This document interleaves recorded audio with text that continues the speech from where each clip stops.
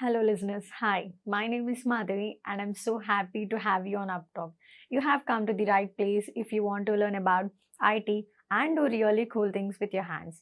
We are not just another IT company when I say UppTalk. Think of us as your learning partner dedicated to helping you reach your full potential. We have top notch hands on courses to help you build your business, whether you are new to technology or want to move up in your current job. Let's look around this as our first step towards learning. Today we are going to learn about policy. As you guys know, each and every company they are going to define some policies that employee can follow the same rules and regulations, right? It depends upon the company client how they are going to define. Let me explain what is policy. Policy is nothing.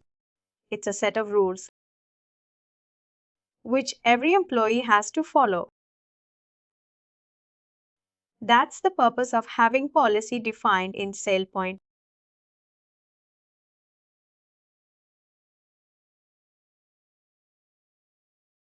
Quite straightforward. Every company will implement a number of, they are going to define a number of policies, some rules, whatever rules and regulations. We are from SailPoint perspective. We are not, no need to worry about how they are going to define. Most of the time, we are going to deal with some stories, the pressure, aggregation of duties. Can anyone tell me what is the difference between segregation of duties and separation of duties? Is there any difference? Read. Someone will say separation of duties. You should not get confused. In some point, we are going to define a sort is only. If we have some different type of policies, we'll talk about that.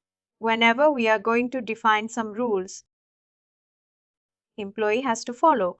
That's the purpose of this policy. We'll talk about type of policies. I won't say type of policies. Let me say these many type of policies we have in SailPoint like role sort entitlement, a story, effective entitlement, a story policy. Activity, policy upon policy, these many policies we have. Let me create one rule, a story policy. And we will show the demo how it's going to be. As we discussed already, we can define policy for existing user as well. And for upcoming users as well. We'll talk about that.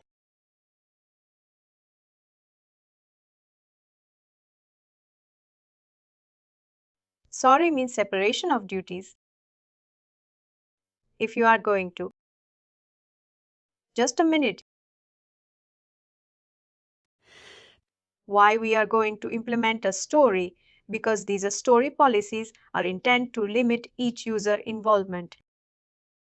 Since if in your company, if developer is going to work based on his job function as a developer, he should have access to some particular server. If it is a tester, then he'll be having access to some other different server.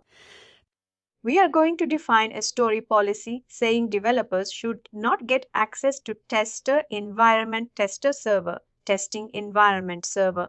Same tester should not have development environment server. If you are going to define these stories, it will limit each user's involvement. That's the important purpose of having a story that you can, or like some important processor you can follow. And you can protect your organization, your companies as well, from individuals gaining extra access. We can create a story policies based on roles, based on entitlement. Since in SailPoint, we are supposed to deal with roles and entitlements only. Roles is a combination of entitlements. If you want to implement any stories based on these roles and entitlements, how we are going to deal. Let's say we have role E, A and role B. and company feels role EA and role B should not assign to the same user because role EA will be responsible for some activity. Something like approving leave. This is kind of manager. Manager should get access. This role, approving leave. Role B will be responsible for submitting access. Hypothetically, I'm saying submitting leave. All end user will get. In user or insubordinate, whoever it's. Role B will be assigned to the user's role. You will assign to manager. Let's say this role. You assign to some user as well. Now user is having. And role. In that scenario, what will happen? Role B is responsible for submitting leave. He can submit his leaves and he can approve also because he has role EA access as well. It should not be the case, right? How we can limit these? How we can restrict these kind of roles activities? How the moment we are going to assign, we can achieve using this SOD. That's the purpose of having a SOD inside. Basically, role A and role B should not assign to the user. That's the purpose. Let me say one more time. We have accounts payable role. We have accounts receivable also.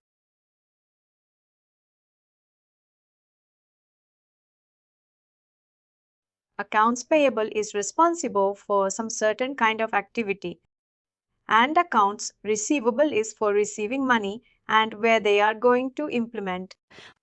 Accounts payable is responsible for if company is going to purchase anything, any software, or they are supposed to pay some amount to the vendors. Both are different. Both are conflicting. I can say accounts payable is a different department. Accounts receivable is a different department. If employee is working on accounts payable, then we should assign this role to the user. If he is working on accounts receivable department, then we should assign this role. Let's say the user is going to get both the roles, then he can do a number of things. We should not allow them. But in that scenario, we are going to create role SOD and we can restate the user access. Let's talk about that.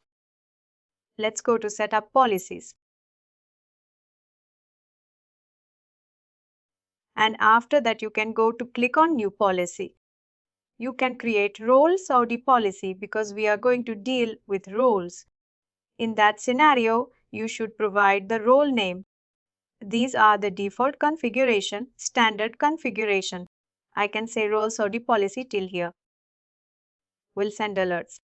These are the standard configuration. It will be applicable for all type of policies. Let's talk about that. Here I'm going to mention the policy name. Let's say accounts department.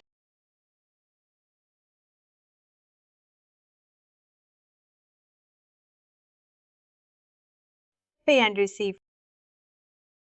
Don't add that. Accounts department is enough. Owner. Who is going to be the owner for this policy? As usual, we can mention some other person name. Admin.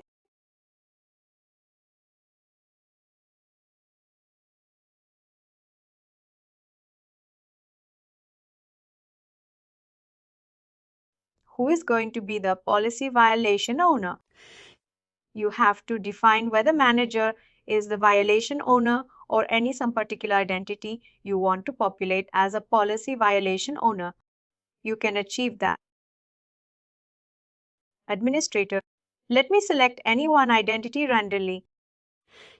Our description has to be very clear that end user will come to know why we are going to define this policy. And violation formatting rule.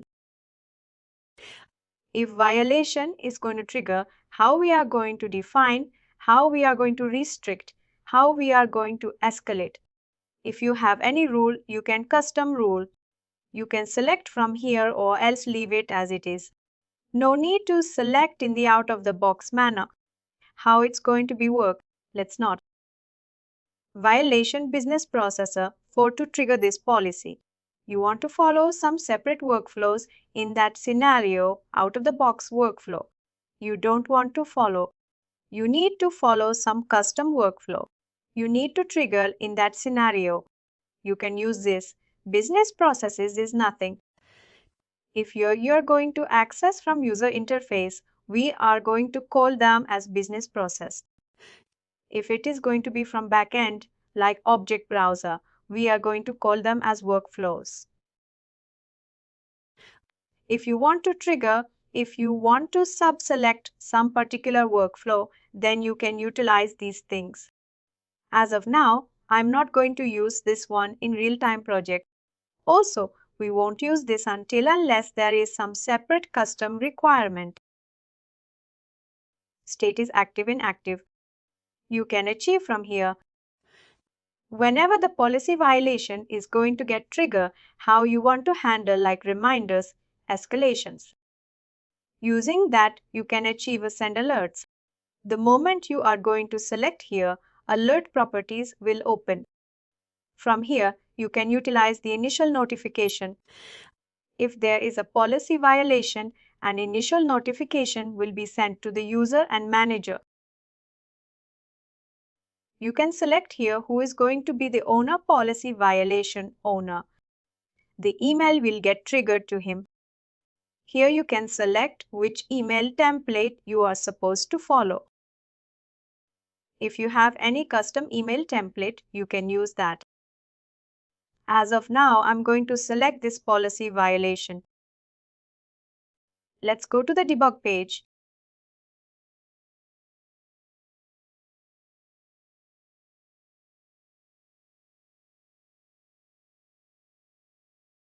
Go to the email template. The policy violation. This is the email template I'm going to use whenever the policy violation is going to trigger. Here you can check what is the subject name policy violation for this identity name. Identity name is identity username. You can use the email subject will be policy violation for this user in the body. You can check your policy. Violation has been triggered for deducted on this user. This is what it is going to be mentioned. If you want to make some changes, if you want to edit, if you want to add some email body, if you want to add some subject, then you can make same changes on this email template. Whatever you want to make, you can create in the body, email body. Just remember email subject line and email body. This is where we are going to make some changes. Usually, here, escalation, how you want to handle the escalation. You don't want to escalate anything or you don't want to send any reminder email, then let it as it is like known. If you want to send reminders, in that scenario, you can click on that for whenever policy violation is going to get triggered. You want to open work item. You want to generate work item. Then you can click on that. The days before first reminder. After how many days you want to send the first reminder, you can select like 3 days, 4 days and reminder frequency. You can set on each and every second day. The remainder email has to be triggered. And from here you can select what is the remainder email template you are going to use.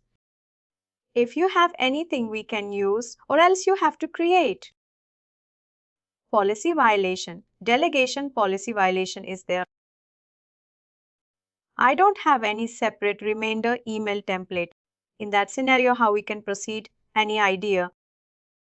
We can create from the backend like the same policies.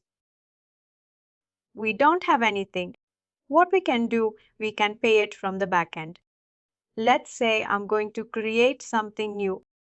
What I'll do, I'll copy paste from the existing one. Click on New.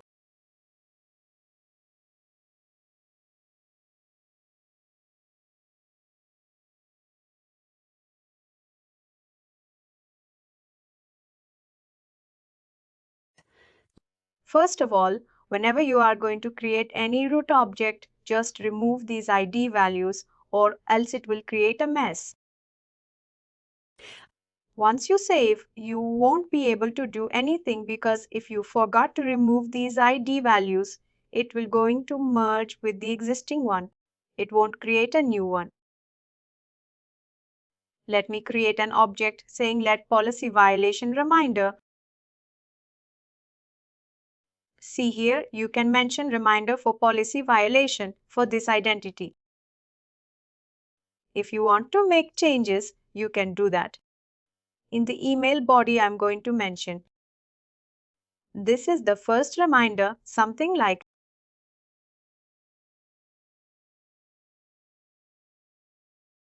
please action on it. I have created this email template. Just click on save.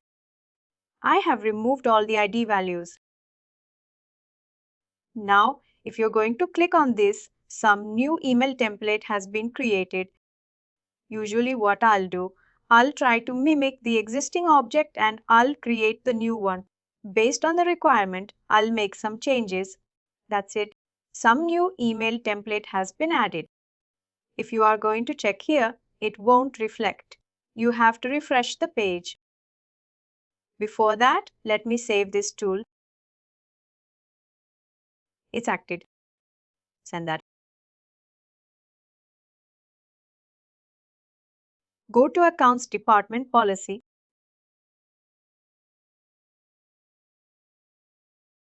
From here, you can select the reminder email template. Whatever we have created policy violation reminder, you can use that email template. Who is going to be the observers, which means the reminder email template you want to schedule for some particular people. You want to add some people as well. Then you can add from here who is going to be the person. Something like this is all about send reminders. Reminders, then escalation. If you're going to send reminders to 3 times and after that you didn't get any answer, which means they haven't taken action on the policy violation trigger, you can escalate as well using these options.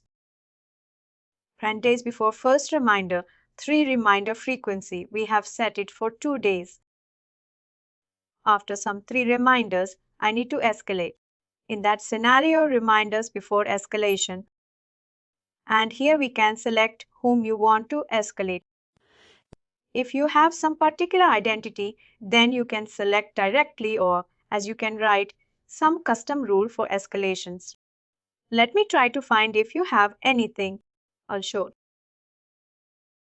Oh, we have a rule. This is the some sample code for escalation 1 or rule. The same escalation email template you can select from here for whom you want to escalate. You want to add some identities. You can do that or else no need to send reminder. Just you need to escalate in that scenario. You can select this one. As of now, let me set up none. Let's talk about policy rules. These are the standard option for policies. Let's talk about policy rules. We are about to create role SOD. We are going to deal with roles only, not entitlement, not any other object.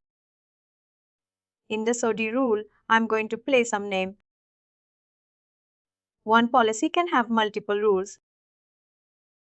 SOD rows multiple rules can have. Let me name as a control that description you can provide for this particular rule whom you want to escalate. I mean, who is going to be the policy violation owner? Always it's going to be manager is the violation owner. If you have any specific rule, workflow you want to implement, you want to execute, you can select or else leave it as a piece. From here you are going to select the conflicting roles. for which role should not get. User should not get which role. Something like, let me select here, accounts payable. As we discussed here, accounts payable and receivable should not get assigned to the user directly. How we can implement that? Accounts payable one side, I have selected any of these roles. It's going to be conflicting with any of these roles. Both are different section. Let me select accounts receivable here, which means user should get only these roles or else this one. This is going to be or our condition. Either one. He should not. He should get roles from this section or else this one. He should not get both. That's the purpose of creating this SOD. Let me add some more rules that I can show you the same accounts payable ID rules.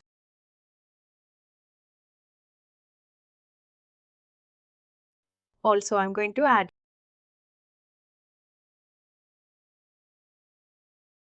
And here also accounts payable ID. Sorry, account receivable ID has to be there.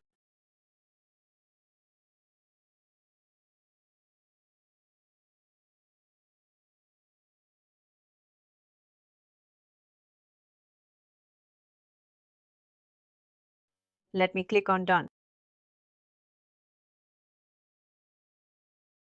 Just understand, these are the standard properties. It will be applicable for all the policies. This is the policy role, a story policy which we are going to create in this Saudi policy. You can have multiple policy rules.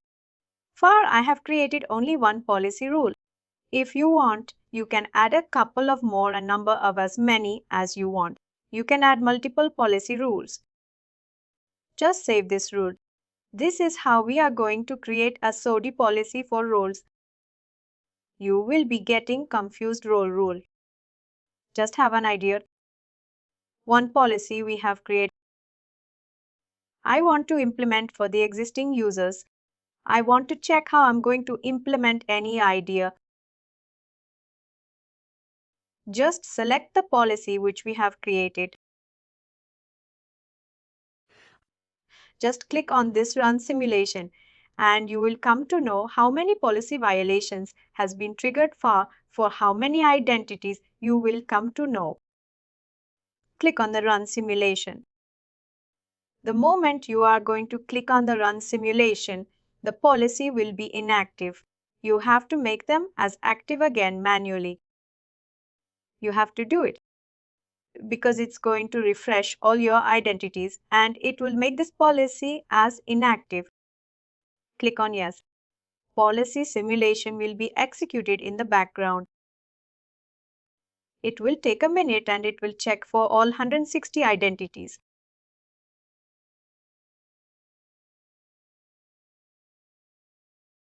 And now you can check the policy state has been changed from active to inactive. Once you have done your work, you have to make them. You have to make them as active again manually. You have to do it.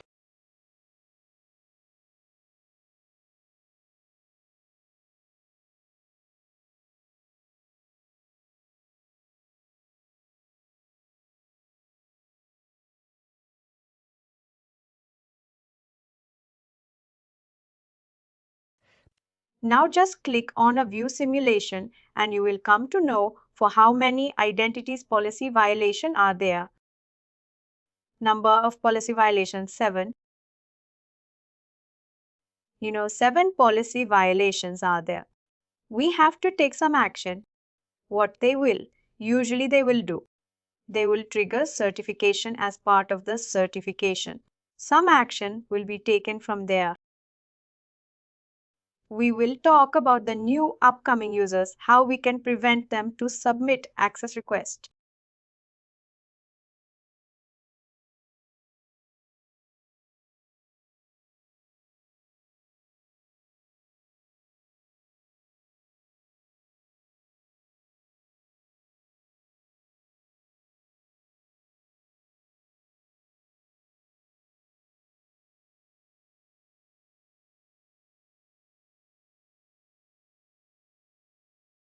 Let me make this policy as active.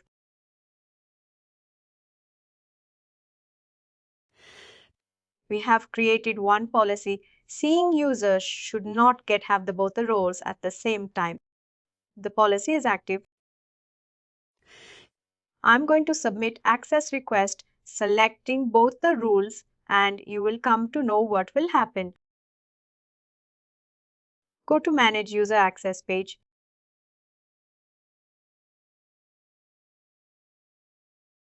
Try to select one random identity. Click on Next. Let's select accounts payable and accounts receivable. Account payable and receivable both.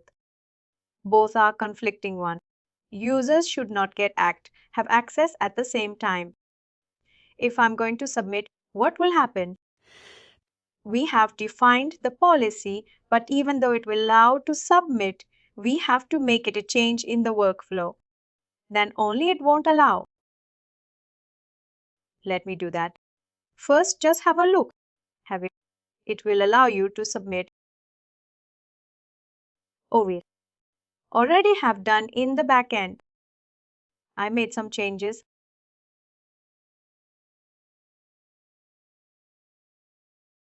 It's not allowing you to submit. The submit button is grayed out. We have defense and policies, and it's not allowing to have both the roles at the same time. In the LCM provisioning, I made some changes. We have to enable some variable. In that scenario, it won't allow for the new users.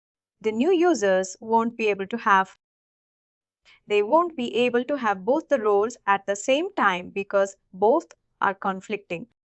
This is what we have defended the policy. Now, if they want to get some access based on the department, they have to remove this row. Then only the submit button will allow you to submit. Just click on this button. Just try to remove any one of the roles. It will allow you to submit.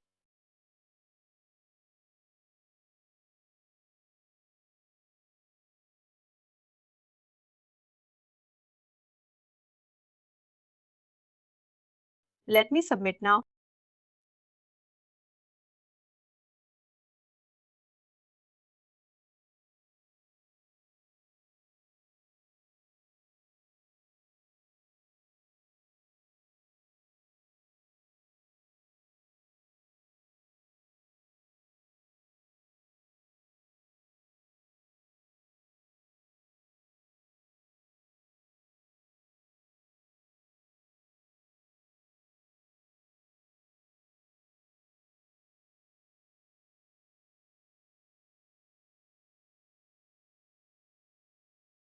The same access request has been submitted. The user is able to submit access request because he has removed one conflicting role. If he is going to select both the roles, he won't be able to submit. Let me show from the backend aspect, from the workflow, what changes have made. Go to LCMM provisioning workflow.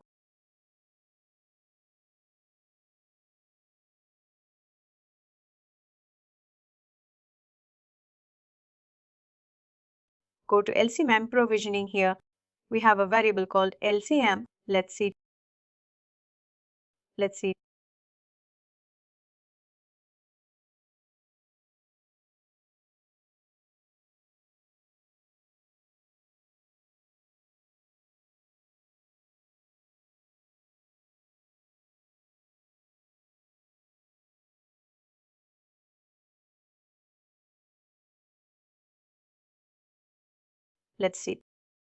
Let's see.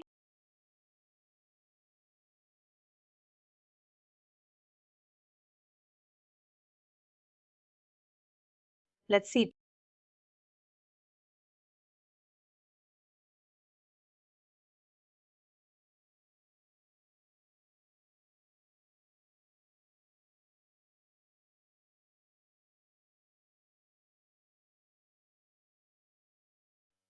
These are the variable you can handle using this. First time, try to submit access request with none. First, try to define some policy in your system. After that, just try to change this variable name called policy scheme. Here, just make them as none save and try to submit one access request. After that, write with continue private interactive private fail. What will happen?